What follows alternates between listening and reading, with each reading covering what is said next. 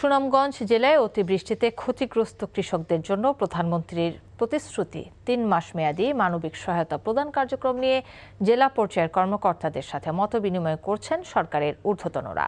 সকালে সুনামগঞ্জ সার্কিট হাউসে এই আলোচনায় অংশ নেন দুর্যোগ ব্যবস্থাপনা ও ত্রাণ মন্ত্রী আসাদুল হাবিব তুলু, মৎস্য ও প্রাণী সম্পদ এবং কৃষিমন্ত্রী মোহাম্মদ আমিনুর রশিদ, অর্থ পরিকল্পনা উপদেষ্টা রাশেদ আল মাহমুদ তিতুমির, প্রধানমন্ত্রীর মুখ্য সচিব ABM আব্দুস সাত্তার। জেলার বিভাগীয় কমিশনারের সভাপতিত্বে অংশ নেন জেলার সংসদ সদস্যরা। জেলায় ৭৪% হাওর অঞ্চল এবং ৪৮% আবাদ হয়। ৫ এপ্রিল থেকে ১০ মে পর্যন্ত ধান কাটা হলেও এবার বৃষ্টি বেশি হওয়ায় আবাদের ক্ষতি হয় বলে জানানো হয় আলোচনায়। জলাবদ্ধতার কারণে ধর্মপাশা, তাহেরপুরের শালনা, দিরাইচার উপজেলায় বেশি ক্ষতিগ্রস্ত হয়। ৬৯% ধান ইতিমধ্যে কাটা হয়েছে বলে জানানো হয় আলোচনায়। সুনামগঞ্জে হাওরে ধান কাটা নিয়ে দুশ্চিন্তায় আছেন কৃষক। এ বিষয়ে কথা বলতে সরাসরি যোগ দিচ্ছেন senior staff correspondent Zahidur Rahman. Zahid, হাওরে ক্ষতিগ্রস্ত কৃষকদের সহায়তায় সরকারের পক্ষ থেকে কি ব্যবস্থা নেওয়া হয়েছে?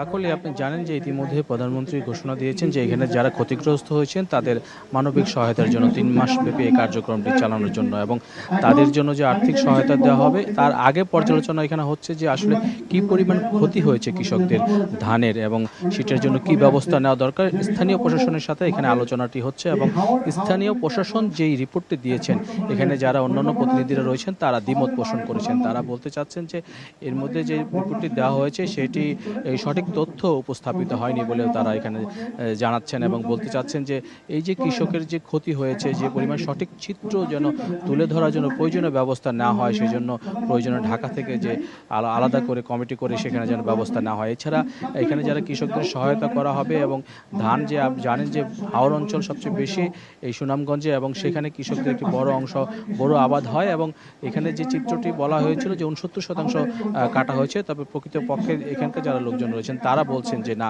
এটি আরও অনেক কম, সেটি ৩০ থেকে ৪০ বা কৃষক ফসল ঘরে তুলতে পেরেছেন। তো সব মিলে এখানে আলোচনা যেটি হচ্ছে যে আসলে প্রকৃত চিত্রটি কি সেটির তথ্যটি উঠে আসলে এবং মানবিক সহায়তা যাদের কৃষকদের দেওয়া হবে এবং তাদের জন্য যে প্রয়োজনীয় ব্যবস্থা করা, বিশেষ করে ধান কেটে সেটি সংরক্ষণের জন্য যে প্রয়োজনীয় উঁচু এবং কাঠামোগত যে জিনিসগুলো দরকার স্থায়ীভাবে সেগুলোর উপরে এখানে নজর দেওয়া হচ্ছে এবং সেই বিষয়গুলো তুলে ধরা হচ্ছে আলোচনায়। তবে এখান থেকে মন্ত্রী মহোদয়রা কিছুক্ষণ পর যারা ক্ষতিগ্রস্ত হয়েছেন কৃষক তাদেরকে সহায়তা দেবেন। এরপর যে দুর্গত এলাকা রয়েছে, যেসব জায়গায় রয়েছেন সেখানটা তারা পরিদর্শন করবেন। কাকলি, জানছিলাম সুনামগঞ্জে হাওরে ধান সংগ্রহের খবর।